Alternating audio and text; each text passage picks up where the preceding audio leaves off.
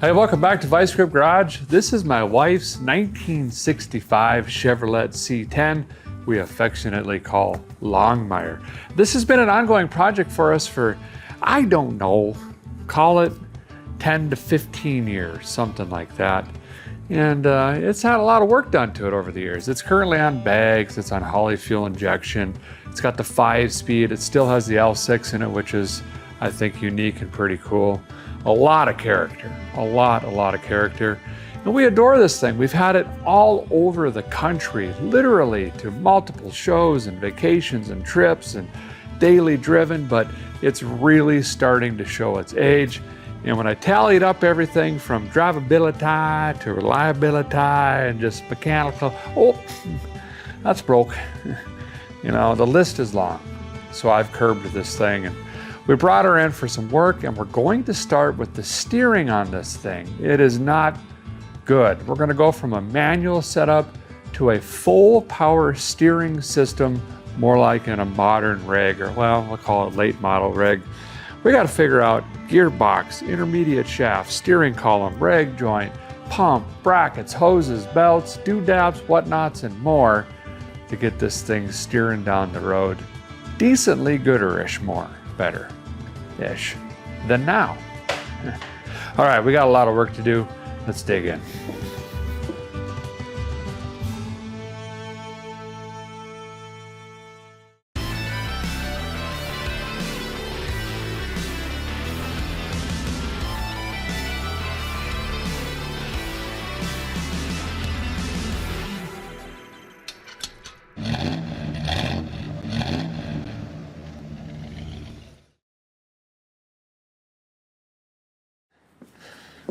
Now, I know what some of you may be thinking. You know, I've driven a manual brakes, manual steering truck since 1953, uphill both ways in the snow. Listen, I get it. I've actually been there. Done it. I got the socks, you know. It's not a big deal for you or I or a lot of us, but this is my wife's rig, and as most of you know, she is very small, petite.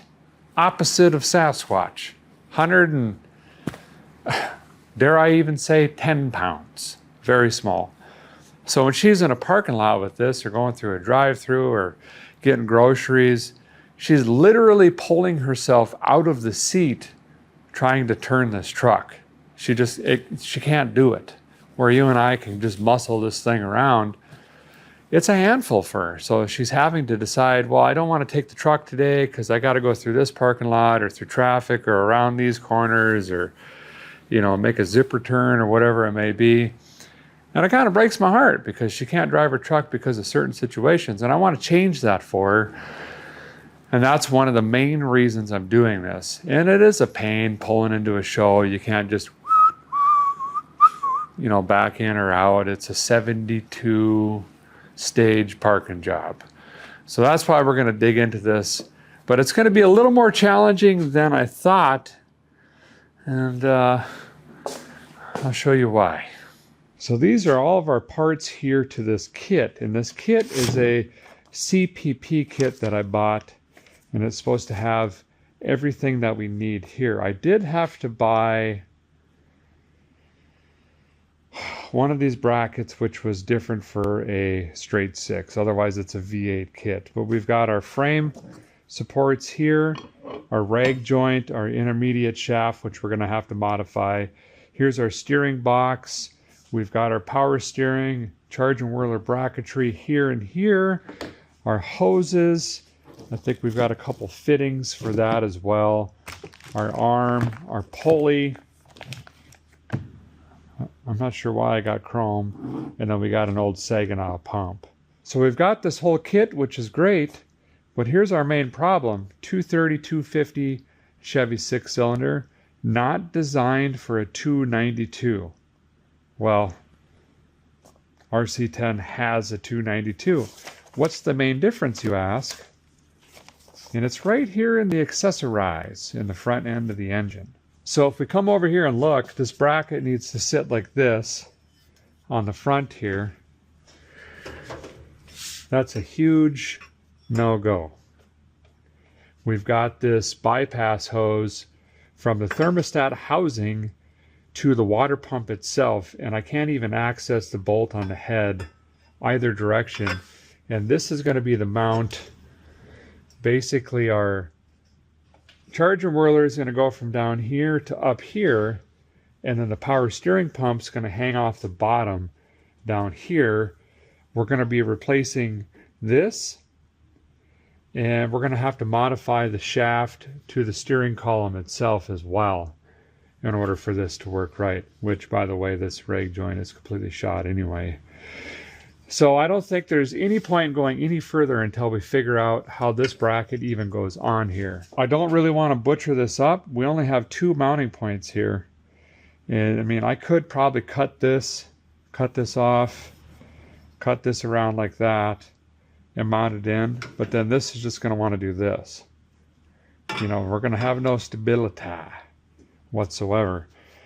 So I think we're better off changing all of this stuff. Now I put this water pump on, I think in 2010, so it's newish, but not going to work. We've also got our temp sensor in here for a Holly. We got to remember that. But we got to get rid of this and hopefully not make this thing run hotter. So here's the plan. I don't have one, but I think it would be advantageous for us to just figure out what goes where, what's going to fit, make sure we have all the parts and pieces first, then tear this thing apart and get into it. I'd hate to tear all this down and then go, oh, you know what I mean, and then it sits here holding up a lift forever.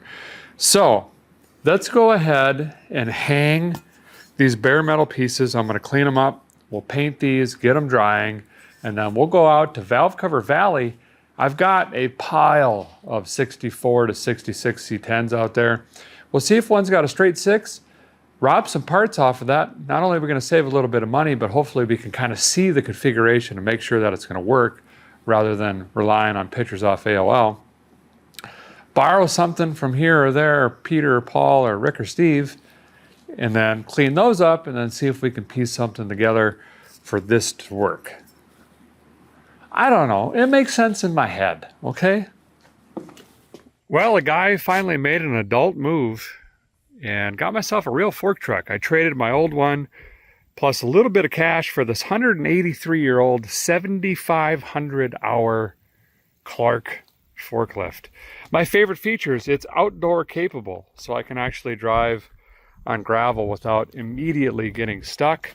It actually has brakes, a built-in clipboard, and a Chevrolet Vortec V6. It also triples as a part hanger offer Painter 9000, which we're about to do. So just kind of sharing some info here. Whenever you guys are receiving bare metal products like this, by the way, these look really nice. But notice how they're not flash rusted or anything like that. I can even see some fingerprints in them here and there, but they're not rusted. These have been soaked or coated in some sort of oil or silicone, both of which paint do not like. So make sure you're cleaning and prepping these parts before you're just spraying something on them, because it's going to bubble and fisheye otherwise. Of course, I'm using some professional parts prep material here. Some old brake rebuild spray. This will work and it dries quick. I can get all the crevasses. There we go. Drink up, little buddy. Boy, the wind really picked up. Kind of put a light coat on here. And then we'll come back and really cake her on.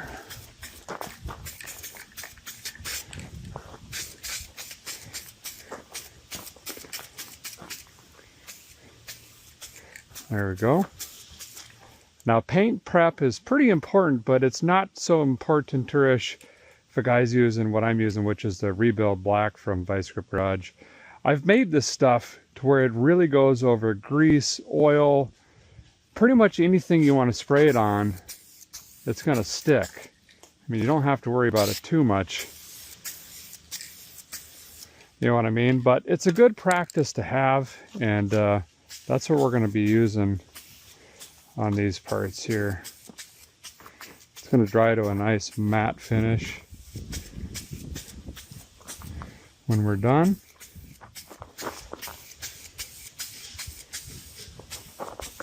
Yeah, looking good. See that? No problemo. No prep. All right, we'll let those parts dry. Let's head on down to Valve Cover Valley, see if we could score some goodies. So a guy's got a handful of 60s out here, but I don't want to mess with either of these. Obviously, no lawsuit. That one's got a V8 in it. That one worked for us. And then I've got a half dozen that don't have motors, but there's one up here I think has an L6 in it. We'll go check that one out. This guy right here. Just drug this one out of the trees. It's fresh. And I think we got engineage.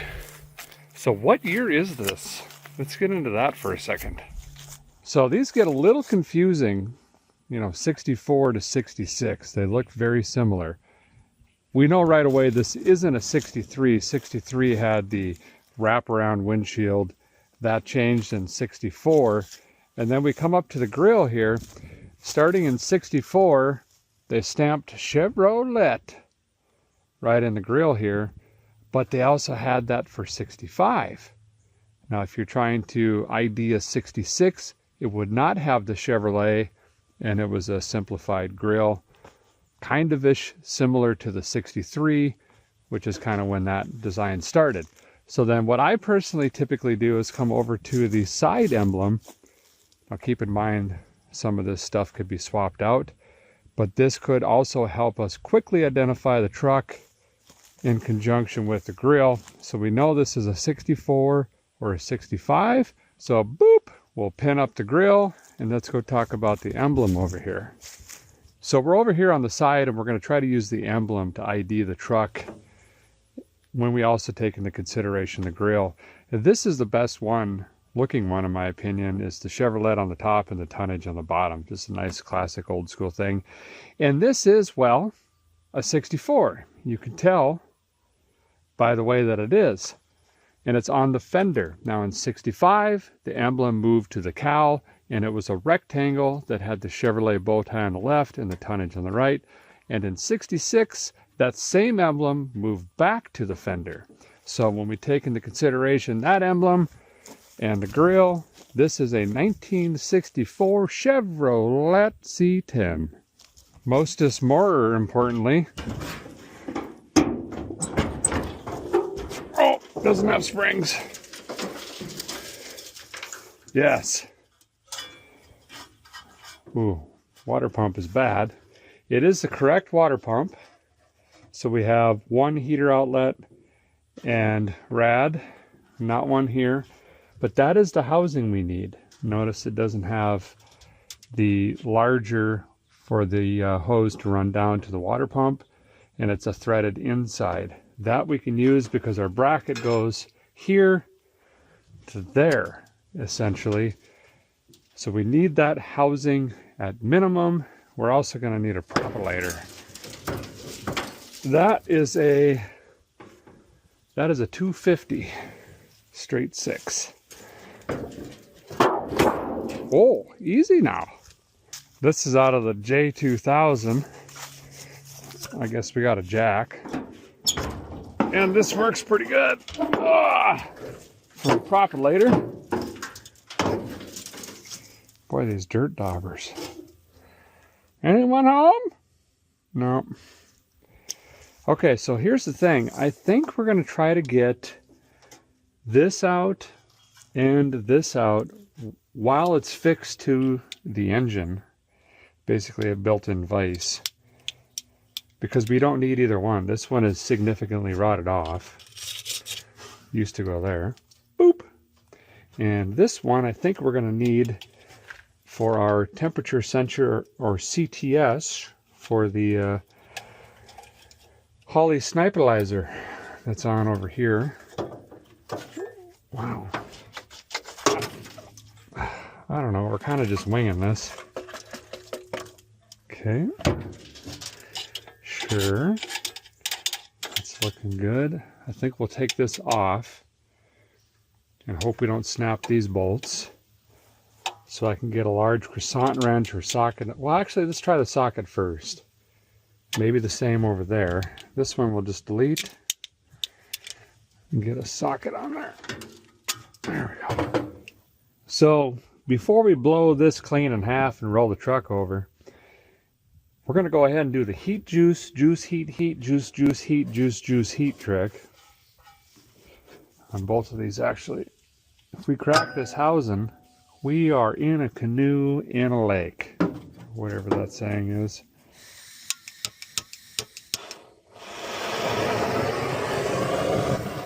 So let's take caution. Make sure we can get this thing out of here in one piece. Smells like campfire.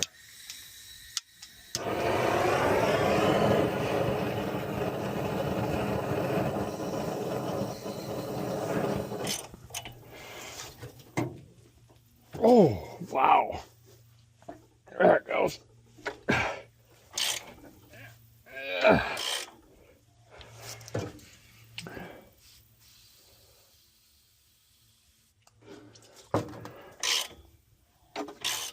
There we go. That would have been a bear in the vise.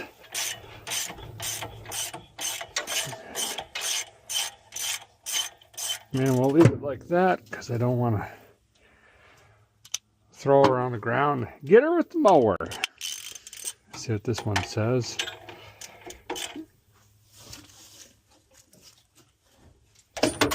Oh, that's what that says. All right.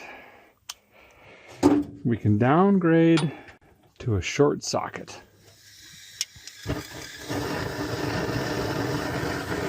More heat on this one. And we'll see if we can snag her out of there, you know. Ah.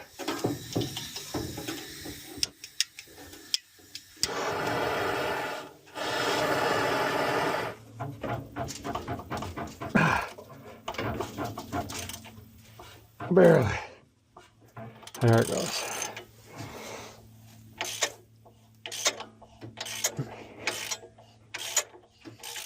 See, you buy a whole parts truck and you save on overnight shipping. Huh. And that charging whirler is probably good.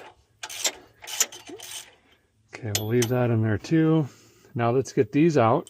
Ooh, that's hot. Like there's been fire on it. Because the gasket's now shot, and we might as well replace the thermostat that's in there as well.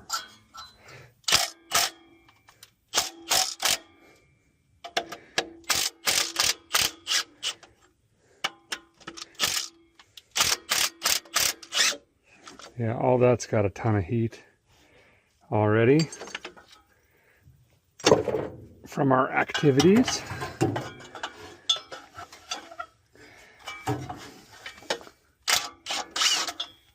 Oh, wow. That didn't break. Look at that silicone. She's out of thermostat of 12. Okay. And we get our hammer. Perfect.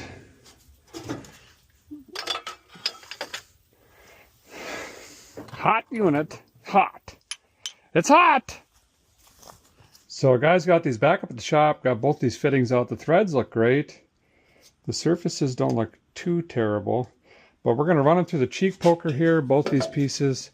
Get these cleaned up and painted and drying as well, while we're figuring out all the other bracketry.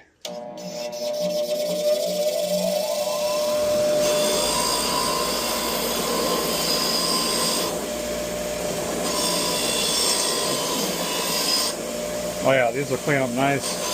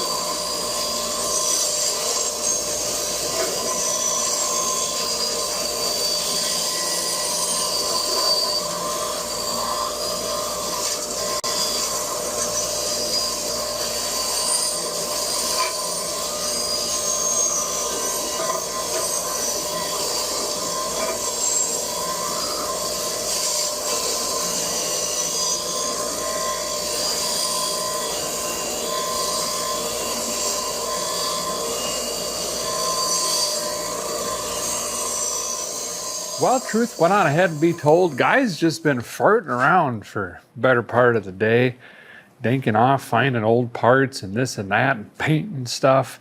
Speaking of which, all of the bracketry is outside still hanging in the wind, painted in rebuild black, and then I got both the thermostat housing pieces off of the 64 cleaned up, painted Chevrolet orange. Them are out there drying. Oh, and I picked up a new water whirler. The one on the 64 felt really crunchy. I don't think that was going to work. I found one to a 70s model 292 that had the, well, basically the thermostat bypass, which runs under the housing to the water pump. Boop! Deleted. There's a pipe plug there. Could work. Went ahead and spritzed that up in Chevrolet orange too, so all that's dry. Probably be tomorrow when we get to that. What I'm going to do tonight is just tear into this thing. I think we're going to go ahead, take the radiator all the way out, get all the housings off, the water pump off, the belts, the fan, charger whirler, that bracket, all of that nonsense has got to come out anyway. Probably get the steering box, arm, all of that off as well, so we have a fresh palette. I think that's what the French say. I don't know, throw paint on it. Where's that canvas? I'm not sure. Is palette cooking? No, you stack stuff on them. Anyway, let's dig in. This has got to go.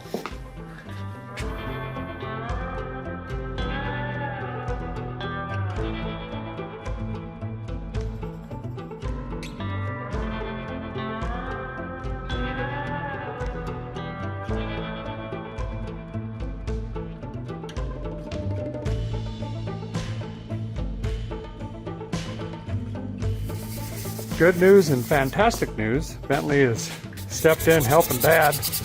He's sanding down all of the parts that I want to spray tonight so they dry. The greatest, more gooder news is, you know what they say, every project is one snapped or stripped bolt away from just a fight. Well, I've got two. This one that I broke off, great. And this one that someone else did in the past, and unfortunately, that is the one we need for our bracket. It bolts in here and comes around to here, which is why we're changing everything. So all of this work just to find another broke bolt. So I'm going to heat both of these up. I'm going to try to weld the nut on both and try to get them out that way. This one I could break off a few nuts before I run out of room. This one I've got probably one shot before I need to try to drill and tap that, but all I have is junk bits, so I doubt that's going to go good. So let's see what happens there.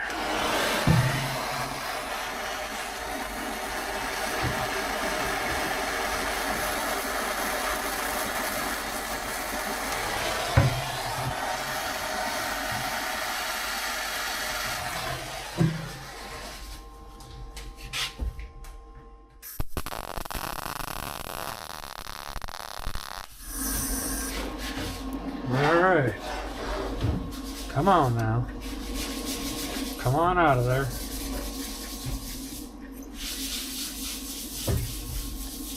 Yes. Okay, so there's one. Now this other one's going to be a lot more difficult because it snapped off in there.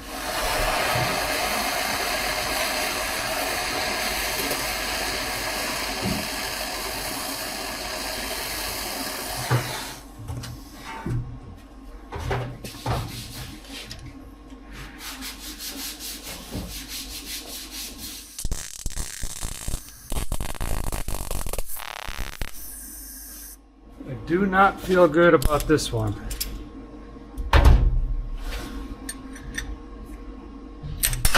Yeah.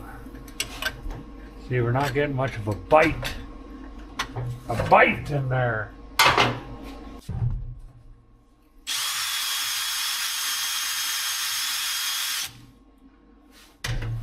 Guys, got to try to get the weld way in there. Come out.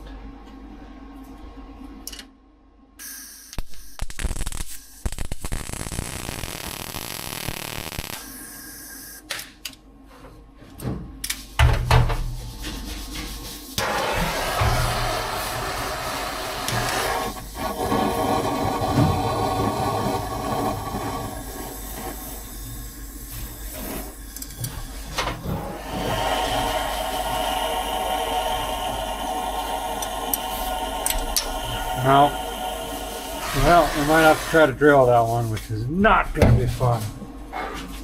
Well, the guy has finally won. Well, a little battle anyway. We got one out extracted and had to actually just drill and tap the other one. It's not perfect, but it might sort of ish work. Might have to waller out the bracket just a tad to get a 3/8/16 bolt in there, but anyway, got all those surfaces cleaned up as well, got the charger whirler off, went ahead and, put new bearings in the bottom end, rebuilt all of that. Didn't get as far as I wanted to tonight. I wanted to get the steering box and everything off, but we can hit that right away in the morning and just further let all the stuff dry that's been painted.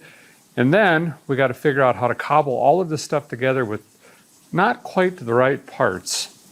Let's see if it works. See you guys in the morning.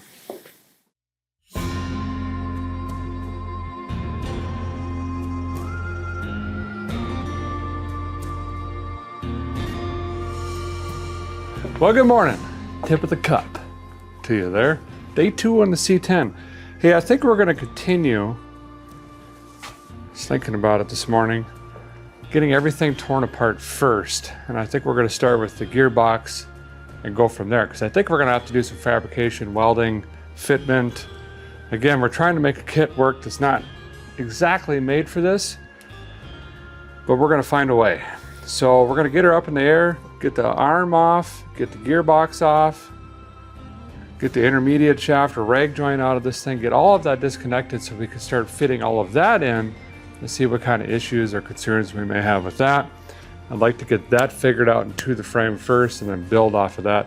And that way we have a bunch of room in here at the moment, and then we'll figure out all the bracketry and whatnot, which is laying outside in the dirt somewhere.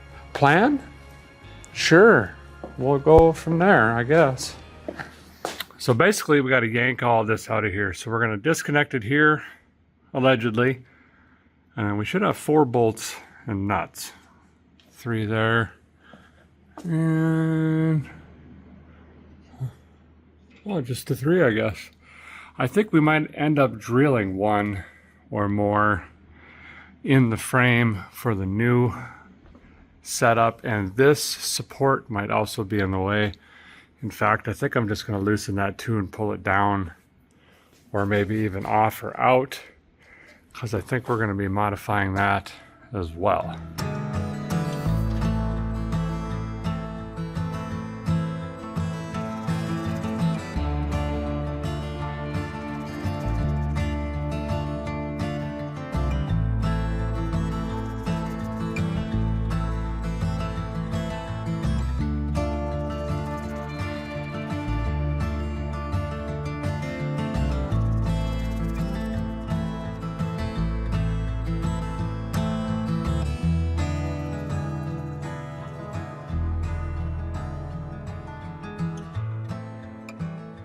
Well, the guys got all that stuff snagged out of there. Pretty straightforward. I did cut the steering shaft because I think we're going to have to do that.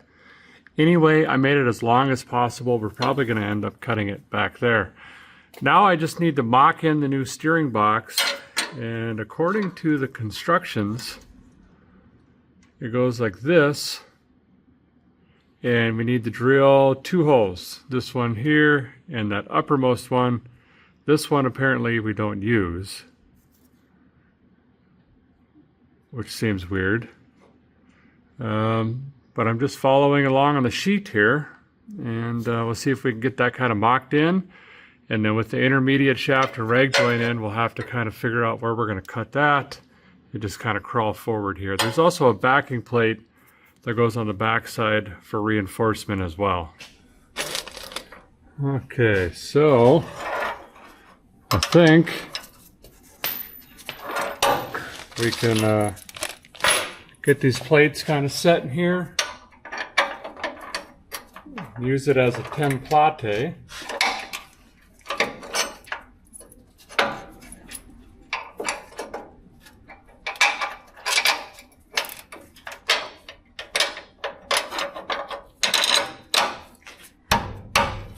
There we go.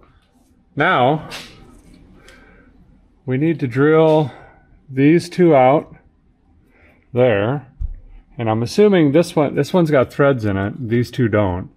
So we're going to be running a bolt through the gearbox into that there. So I think I'm just going to get some paint. We got to paint this up anyway. That should leave us 2 indicators where we need to drill those holes, and we'll get that knocked out.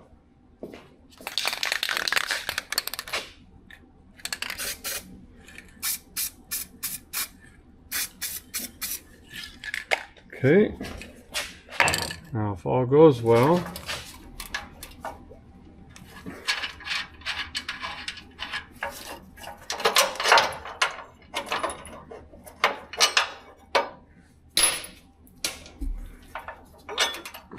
yep, there we go. So, there and there.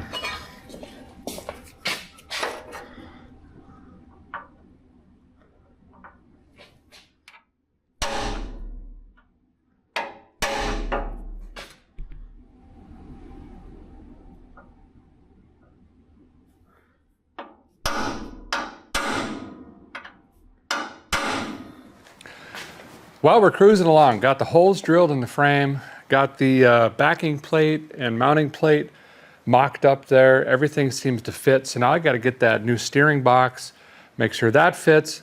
Hopefully I don't have to trim back the column anymore to get that in. I'm going to try to mount it solid without the rag joint or the intermediate shaft, and then we could try to cut that, hopefully move the shaft enough over, slip it on, and play around with that. Otherwise, it's going to be, I fear, in and out 100 times trying to figure out exactly where to cut it. And obviously, we don't want that to get too short. So I'm going to try it this way first, which is also the lazy way. Weird. And then we'll see if we have to do it the other way. But so far, it's going pretty slick. All right, we'll try to test fit this.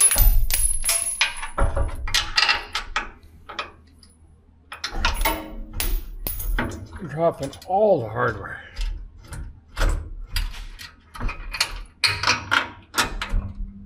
There we go. Then, I believe this one goes this way.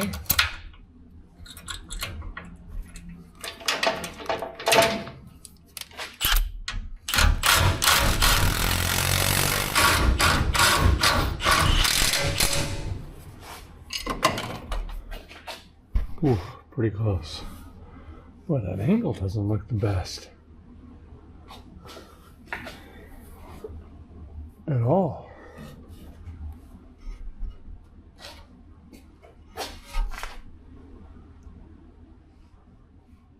But they say that's right. Huh.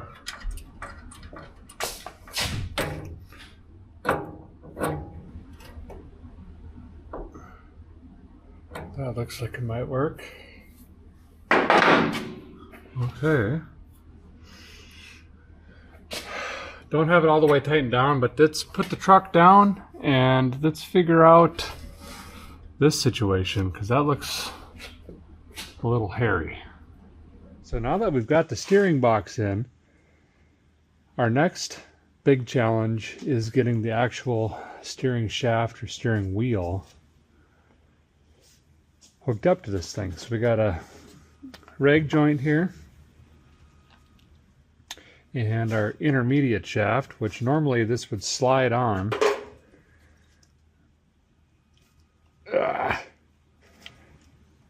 Goodness.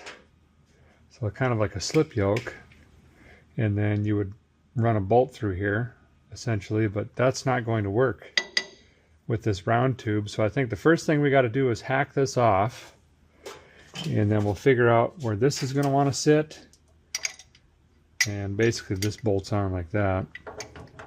Where that needs to go, I guessed pretty good, but we're most likely going to be cutting it, like I said earlier. So I think we got to put this in the chop saw to make this more realistic, make sure it fits. Also, great opportunity to do a redneck alignment. It was pretty close, but wheel is more straighter-isher there.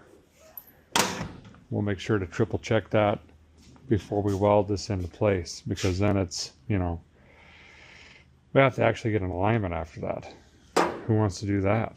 So I'm going to clean this up a tickle before we cut it, and then we'll have a nice edge to weld to.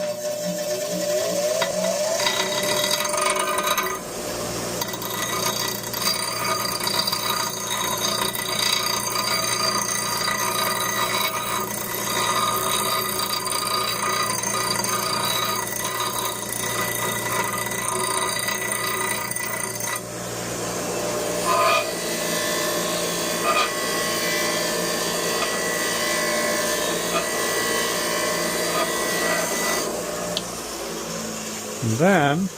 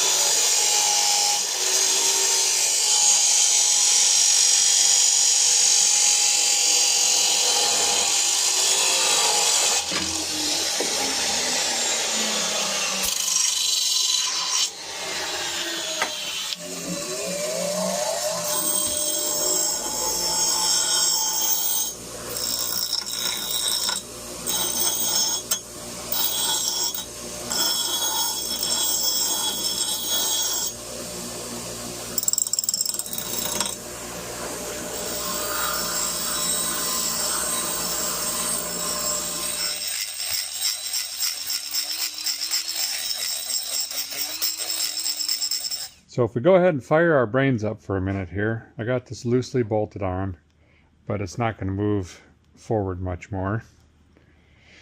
This is cut, prepped. We have to assume it's going to hit both splines on that, which puts us about there. We want a little bit of slip. We don't want this cut to where it's flush. Obviously, we want it to slide in. So what we're going to have to do is cut this short enough to slide this on, put the gearbox back on, fit this down, and then weld this. Now, it does say you can drill this and put a bolt through it. Two things. I trust a weld more than a bolt, and this is solid. That would take 17 months to drill. Obviously, if we need to make a change, we've ruined this shaft. But my wife's driving this. So that being said, I'm going to weld this all the way around and make sure that that is the best connection we could possibly get. And I don't have to worry about some bolt snapping off or something like that. So let me get a marker, come in here and mark this.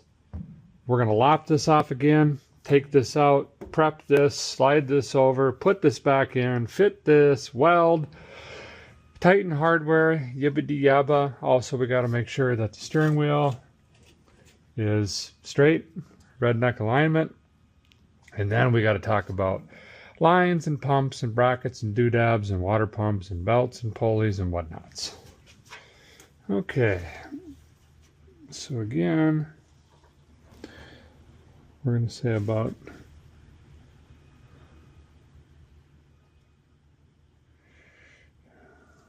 there. So this would be the end of the shaft. So, and that is hollow all the way up to here. So if we cut it here, I could slide it to there. We don't even need to go that far.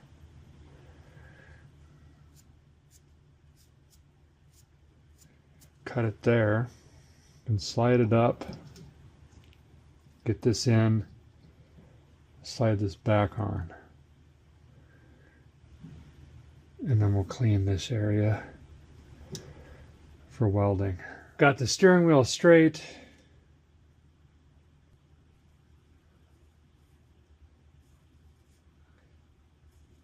Just gonna make a mark. So hopefully that doesn't move. Now, I need to get this on here. Well, the guy's got that welded in there, It's not the prettiest weld in the world, but it's the hottest, deepest one I could get. Again, I'm going for safety, not looks here. This ain't no semi-truck, you know what I mean? So that is done, and I just confirmed we're centered, meaning in the middle of the go left, go right machine down there. It's 1.5 turns, center to lock, both directions, right and left. So right where the wheel is now, which is center, if you go 1.5 right, it stops. 1.5 left, it stops. So it's perfect. So we got that right. So we're gonna let that cool off. And then I'm gonna bolt this up, and we'll scuff this down a little bit, hit it with some paint just so it doesn't rust. And then we can come back and actually, whoops, I'm gonna put that light down there. We'll come back and actually torque down the gearbox, and then boom, that part is finished. Bam! All cleaned up, painted, rebuilt. Now we gotta move to the bottom, tighten up the gearbox, and that part is done. We can move on to the rest of this stuff.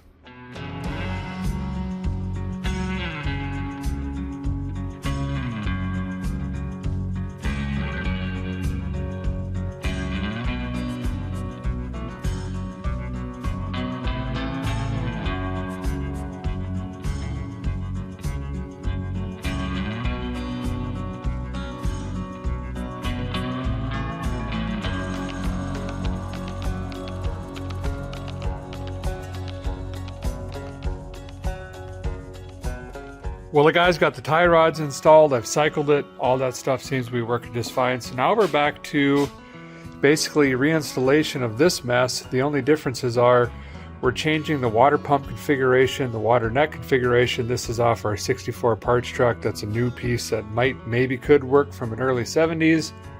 And then we've got our CPP brackets for high mount charger whirler and low mount power steer and go left, go right machine.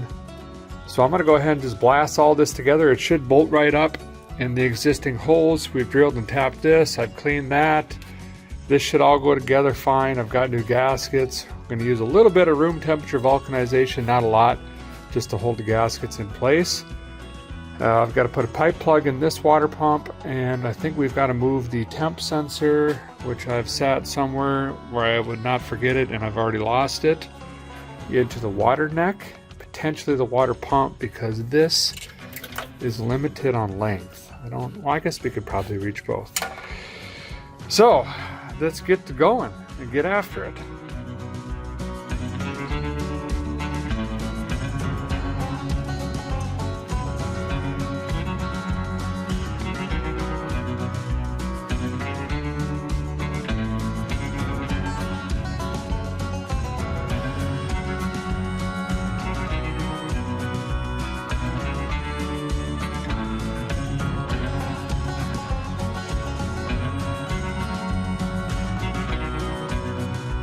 Well, everything's going together pretty good. I'm using quite a bit of new hardware. All of the old stuff, I don't really have any good examples. It was all pretty rotted, and we know that they're brittle. A lot of it's snapping, breaking off. Put an aluminum piece in here for the heater hose, new hose clamps, all that stuff. Pipe plug in that. This is going to work great for temperature, pre-thermostat, so we can see what the temp in the head's doing. Bracket on here fit well with the hole that we drilled. The bottom bracket fits fine. Here is one other difference apparently in the kit, is this support brace, which I really do think we need. It's the only thing keeping this from tilting down. We have it from turning, which is what these two are going to do on a 90. But we don't have anything keeping it from doing this, which once we put a belt on it, which by the way, we're going to have to figure out our pulley spacing on that. That should be fun. This is not long enough. That's going to be an issue. Okay, I got updates. So here's where we're at. Obviously, the crank pulley is going to be different on a 292 versus, you know, the 230 or the 250, as well as the water pump. And again, the reason I'm not using a 230 or 250 water pump is the impellers are different.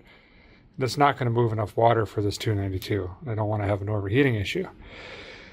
So now that this is farther in, you know, the old pump is farther out, I'm going to use this pulley, which is actually off of a 70s small block 400.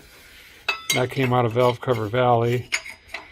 And that gives us, if you look here to there, that's good. So that'll line up just fine, but the hub is different. There's a smaller bolt pattern on the L6s or linear straight 6s.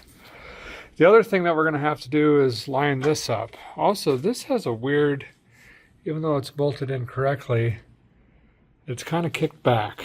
I don't like that, but I don't think there's much we can do. You could tell I worked on this. Look at the spacer, big washer, and that was to space this puppy out for the previous setup, changing it over to a one-wire alternator. But we're going to have to play with that to get this lined up with that pulley groove and the water pump.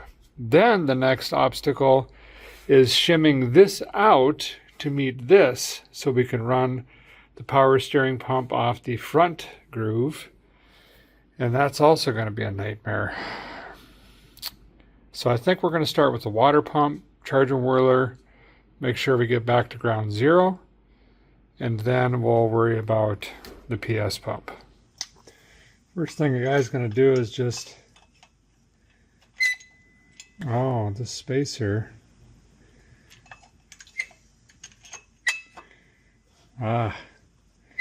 This spacer is for the narrow bolt pattern and is not going to work with this. We're going to have to drill holes for the fan and spacer to work. So here you have a 250, a 292, and a small block 400. And if I flip this upside down, you can see down in here, the bolt holes don't match up. And these are hub centric, meaning they have to ride on this hub. So what we're going to do is we'll bolt one to the other, making sure that it's perfectly centered. We'll make some marks in here, and then we're going to drill out this to match the narrow bolt pattern and subsequently the spacer and the fan itself. So go like that, and about like that. It's a 5/8 bolt. Tighten these up, and then we'll mark them, punch them, and drill them. As soon as I can make sure we're about right there.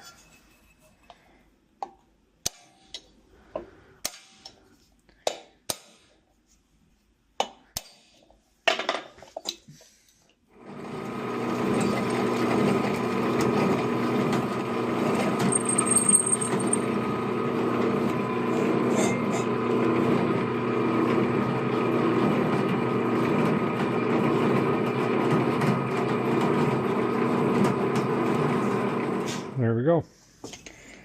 So now I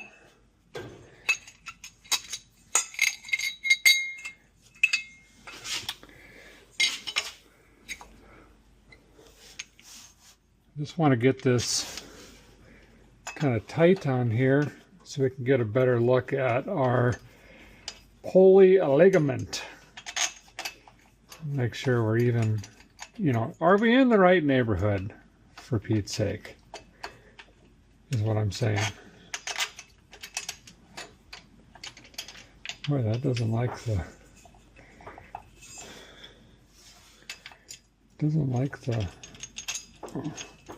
receiving end on the water pump.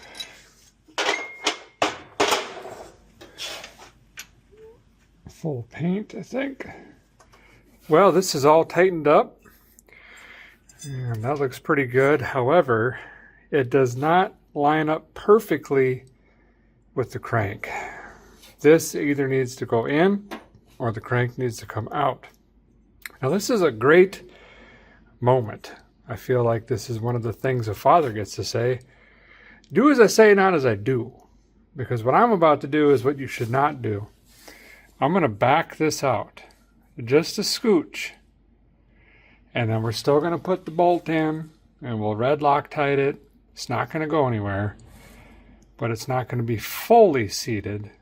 We're just going to bring it a tickle. Just enough to where it's not going to weep out of the seal. Okay? And that should hopefully keep us from throwing belts. Well, that just might work. Until it doesn't. Anywho's, up here on this, I took out the spacer I put in many years ago. Don't even remember doing that. There's 2 washers in there now, just to kind of get us started. But the bigger problem I'm having is this is tilted back. And right away I could see the issue when we look down. It's obvious for me, maybe not for you, but these 2 brackets were welded on crooked. So well, look here. Look at the space there to here. The charging whirler is at an angle. It's not parallel to this bracket. So what that's doing is kicking the face of this back at an angle. If we were to put a straight edge across this, it's drastically different. I think I got to figure out this angle first. Not really sure what I'm going to do yet. And then I'll figure out forward and aft. Try to figure that out. Well, I'm using a piece of flat stock here. It's not as bad as I thought, but there you can see the angle. Obviously, the longer it goes, the more accentuated it's going to be. It's got to come forward a little bit. So I think, and then I don't have to space it that much. 1/4 inch. I think what I'm going to do is take this off, take the bracket off. I'm going to egg shape this right here so we can bring it forward, and then we're just going to have to make darn sure we get a standoff in the back, or maybe even I'll add a weld on this side of it so it can't kick backwards. But I think the adjustment's got to come right there where we swivel this forward. So I'm going to take all this off, waller that out probably with a die grinder like this. And then put her back on, see what we got.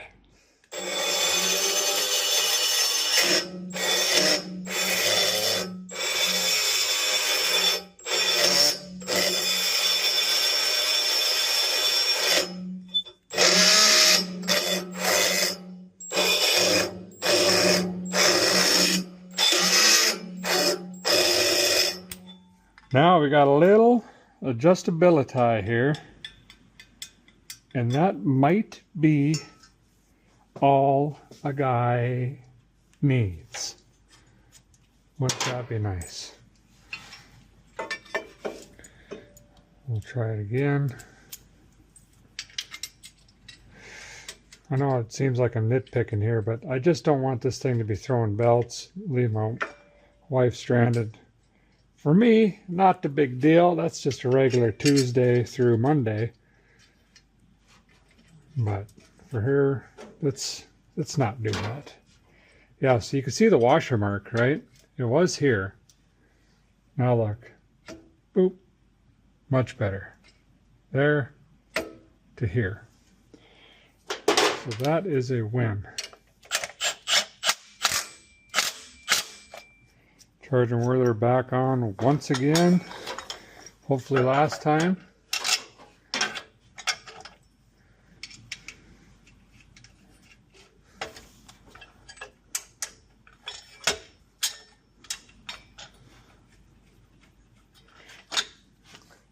I'll snug that up just so we can, and about halfway, just so we can figure out the face of the pulley.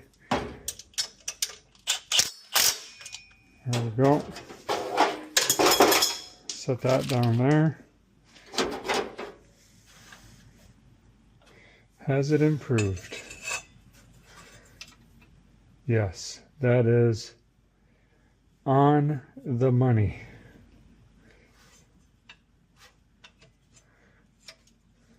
Look at that.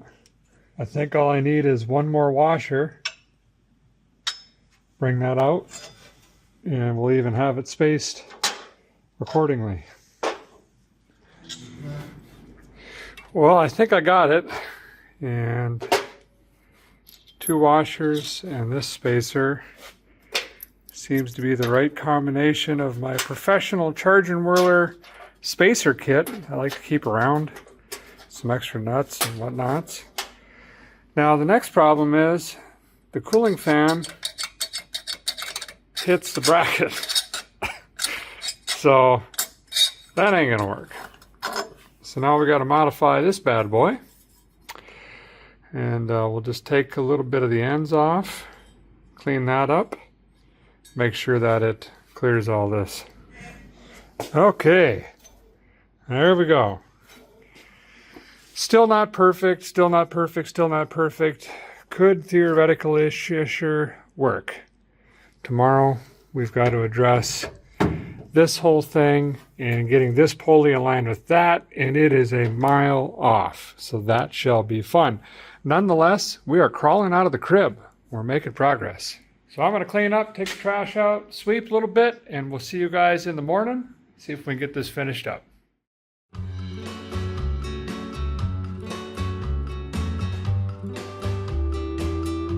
Well, here we are once again. Good morning, back on the C10. I've kind of been putzing around in here trying to come up with a game plan today. Power steering pulley is nowhere near where we need it, but I might have a simple trick that would get us closer-isher by just flipping it around. Check this out. So one of the bigger issues we have is there's no front or back adjustment on this whatsoever. And again, we're just trying to get the crank pulley to line up with the power steering pulley, and we've made it slightly worse by aligning these two. So since we can't make any adjustments there, I can't even drill a new hole because the bolt is right next to the vertical support, which is the mounting area for the actual power steering pump. I should tighten that up a little bit. But if I take the pulley and just flip it around, this is not a press fit. It's just a slide-on bolt fit. And if I could change the offset of this by just simply turning it around. So instead of going in towards the pump, this way it's going to go out. So I could do that, and then we can shave off this right here, get us a little bit more adjustment if we need to. And I think that's what I'm going to do. I mean, I don't really have any other options. I'm going to snug up the pump first, though, on the bracketry, just to make sure that that's nice and stout before we start taking any measurements. Using a bunch of straight edges and stuff like this, just to try to make sure we're getting as close as possible. Progress here. I'm just grinding on it over in the belt sander. I got that nub off, so it sits right on the shaft right there. And I run my straight edge in here. It's actually closer than it looks because we have to make sure we're taking into account that little cushion there that it's going to soak up. It just rides on that keyway in there. So I think I'm going to take a little bit more off because I think once we sink this on, she's going to be in there. And I'd rather be able to control it with the nut. If we see that it's aligned, we don't have to soak it all the way in because again, that keyway is going to grab it. So let me take a little bit more off and then we'll try to tighten that up. Well, I think I got this where I want it. Now I've noticed there's a little bevel on here. So I'm going to try to make a little bit of a one on here too. Doesn't have to be a lot.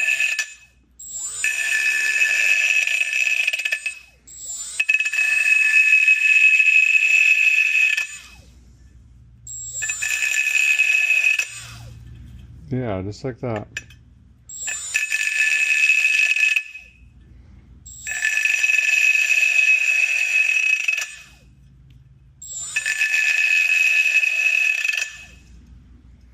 Okay, then we'll sink this on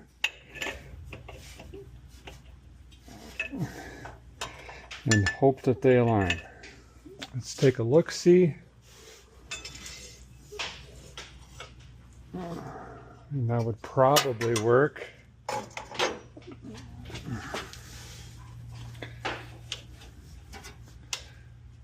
Look at that. I think we can go just a little bit more. It's also close to our belt length. Shorter than that, but we'll take a little bit more off this.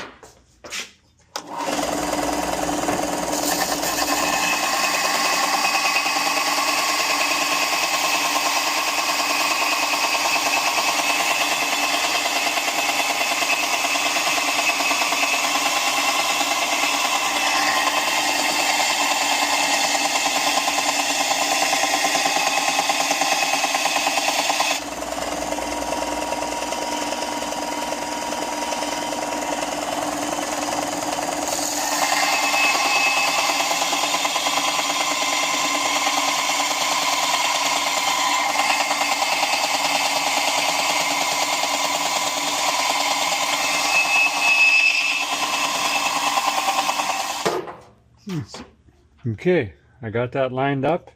On the front here, I've got some spacers. I opened them up to where they're basically a friction fit, and then I'm going to use a nylon nut on the front here, like so. We'll give that a couple ooga doogas.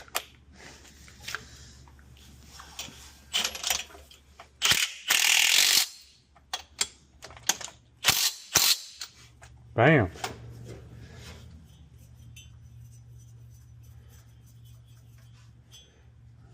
That should work perfect. Now the downside of this kit, there is not a lot of adjustment before this pulley's in the frame. We're almost maxed out anyway. So what I'm going to do, we'll loosen this up. See, that's all there is. So now I'm going to take some string or some old wire, wrap it around the crank, the water pump, and the charging whirler. That's going to be one belt, and then I need a shorter one here for that. We got to run to town, play musical belts, hang out on the wall, try to figure out ones that are going to work, probably get undersize and oversize. Once we get all that back on, then we can continue on with hoses and fan and rad and all that stuff, and also the hydraulic lines to our new gearbox down here, which we haven't even really talked about. We've got pressure and return. That's going to have to be put in too. Okay, we have turned these two items into these belts. So I got 3 options for the power steering, or excuse me, 2 and 3 for the charging whirler. We'll try these out and see if we can get close. And these are for a Ford I'm working on soon. Just thought I'd grab those now. Well, out of the 2 PS pump ones, I got one to fit, and then just realized I'm going to have to take that off again to get the charging whirler belt on. I used a nut on here to drive it on basically, but I'm glad I did it because I've learned I need to make a spacer back here, because when I tighten up the adjusting on it, it wants to pull the pump backwards, which puts a tilt on this, and we don't want that. So now I got to try to get that belt off and make that work. Now, the original belt on the 292 was 1/2 inch, but now that we've converted all this, this is 3/8 and that's 3/8. I think I'm going to go with the 3/8 belt, which is going to change the OD of the belt on that one. So we'll have to make another run for this, but I think we got her pretty close though. Well, we're back from the hardware store and we nailed it. We've got our belts figured out, so we can move on. Now, we can't forget about this support that goes from here down to this, and that's going to be really, really important. This thing, although it looks stout, you're just going to have to trust me. When this engine's running, this thing's going to be flopping around like the underside of Roseanne's arms.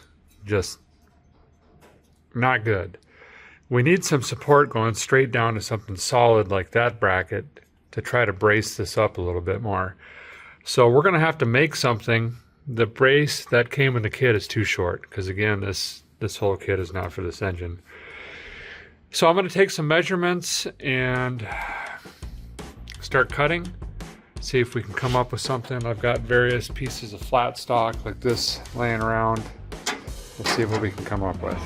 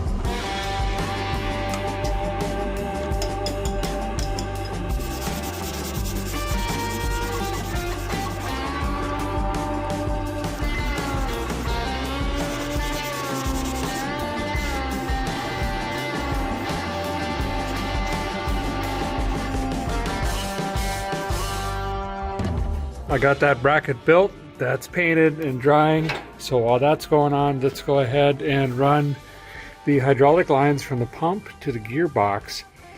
One's low pressure, one's high pressure. Easy way to remember, the low one is lower on this here.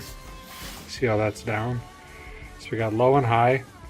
Low is just a rubber return line. That'll go to this right here. And the high pressure, we're gonna have a special fitting coming off of the pump. And then that's a high pressure line we'll have to cut and make to go over to here.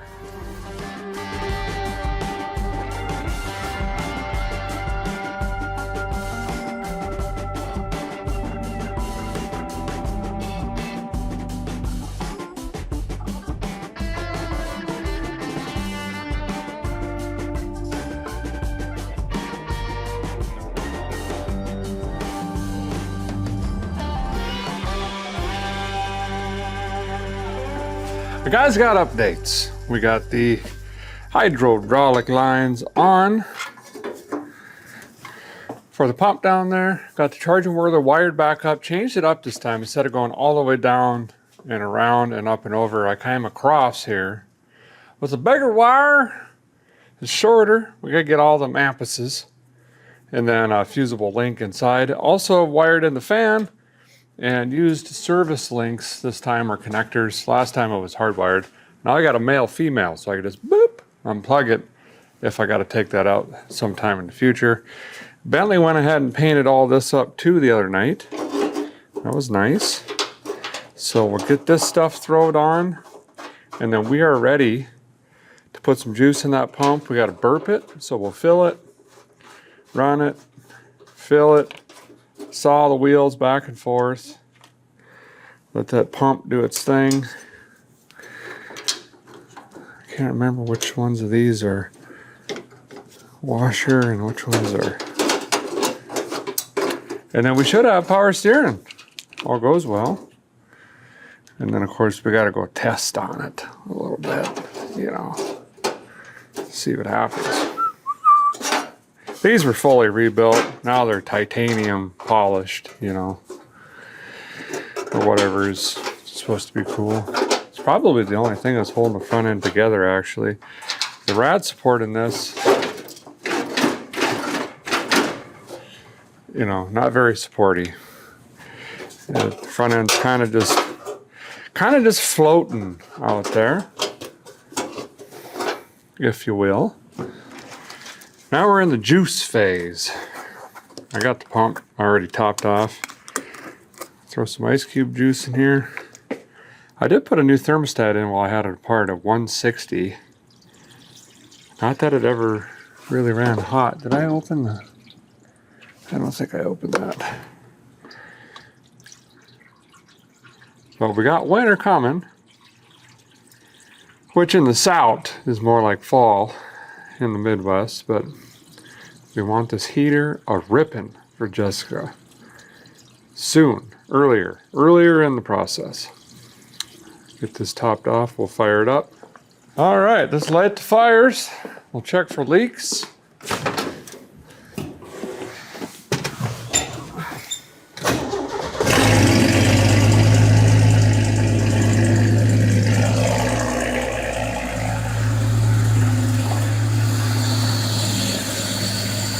Belts look great.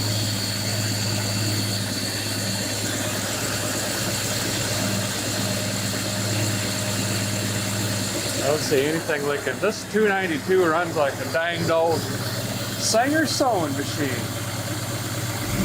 Okay, the real test. No fluid yet. Got to top it off again. It's starting to whine a little bit and the engine bogged down, so it's pumping. Ha ha ha ha ha ha! Now we just got to work the air out of it.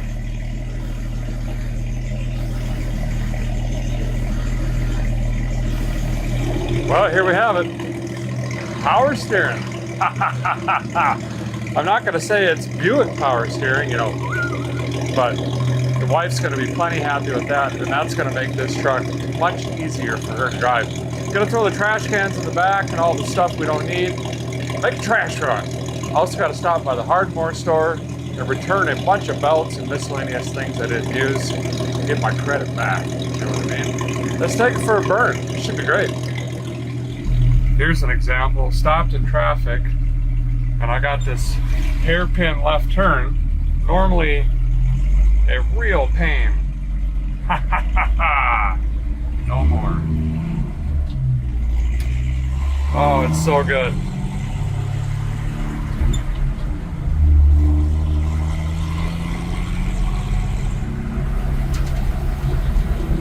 Still got to work some of the air out. A little foamy, so it's going to get better.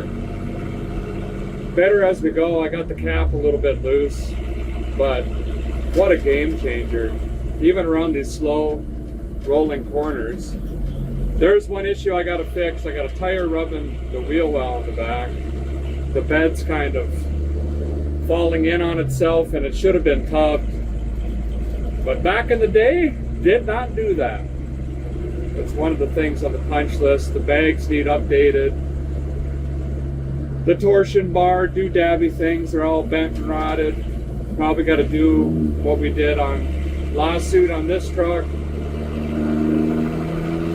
She wants a quieter muffler for some reason. Huh. Boy, this is great. Never would have thought. You know, I get asked all the time why I don't V8 swap this truck. And I just don't see the need. And it's kind of unique that it still has the L6 in it. A lot of people do chuck them immediately, but think of it this way. It's a 292 cubic inch. That's very close to a 302 Ford, or a 305 Chevy, or a 307 Chevy. So I don't really see the need to V8 swap it, just to give it a few more cubes. This isn't a hot rod truck, it's a cruiser. That's what we like doing with it. This thing's been in many, many, many states. And hopefully many more, but thing's driving great. Thermostat didn't stick. I was a little worried about that, you know, new cart stuff. 167 degrees, it's charging. Great oil pressure, 50 pounds. Steering is great, nothing's leaking. Life is good. Beautiful day. Boy, guys got the cooling fan running. She's a little hot. Had the ears pinned back there a little bit. Was really enjoying driving the truck, and man, the power steering works great. We took a kit, not even for a 292, and made it work. Adapted, modified, and overcame a few small issues. Nothing major, but nonetheless, we cobbled it together, and man, that's exactly what that truck's been missing. It is even more fun to drive, believe it or not, and I can't wait to show my wife. That's what it's been missing all these years. I couldn't quite put my finger on it, boop, but now I know. You pull into a tavern, barbecue, bingo, VFW, you're like, oh man, here we go. Got to fight getting in and out of everything, even gas pumps, gas stations, you had to be choosy. No more. Gonna get her home, let the wife tootle around. She has a growing punch list and there's a bunch of stuff, and she's correct, that still needs work on this truck to make it even more gooder. And of course, if you've got any ideas, bloop them down there in the comments as well. Before I go, a quick reminder, tomorrow, October 18th, is Duct Tape Drags. If you can't make it in person, we're streaming it this year on Freedom Plus. You can watch all of the live action right from the comfort of your home. So please check that out on Freedom Plus. It's going to be a great time. Thanks guys for watching. Appreciate you so very much. We'll see you next week.